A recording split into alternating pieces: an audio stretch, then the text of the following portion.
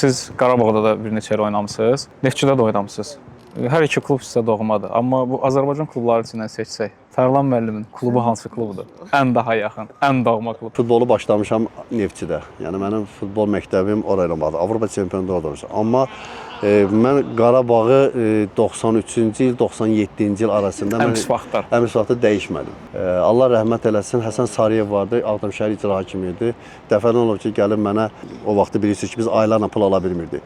Pul belə yumru belə rulon formasında mənə verdi ki, failə futbolçu arasında. Mənə Şəmkirdən o dövrdə təklif gəldi, Neftçidən də təklif gəldi. Qəlbimdə o sevgi var, bu gün də sevgi var. O sevgi mən nə bilim o komandanı dəyişməyə qoymur. Sonunda məni yola saldılar. Ondan sonra gəldim bir müddət Şəfada və sonra Allah qəni rəhmət eləsin, hamısı artıq dünyanı dəyişiblər. Aqil müəllim Paşayev Neftçinin prezidenti idi. Dedi ki, Tərlan bizim komandaya gəlməlidir. Fuad müsaid edir ki, sabahdan Neftçidədir Tərlan. Və ondan sonra mən o komandada açıq deyim, yəni Neftçiyə hamının böyük hörməti vardı, Neftçiyə böyük istəyi vardı. Amma 97-ci ilə qədər Qarabağın şərəfini qorumuşam.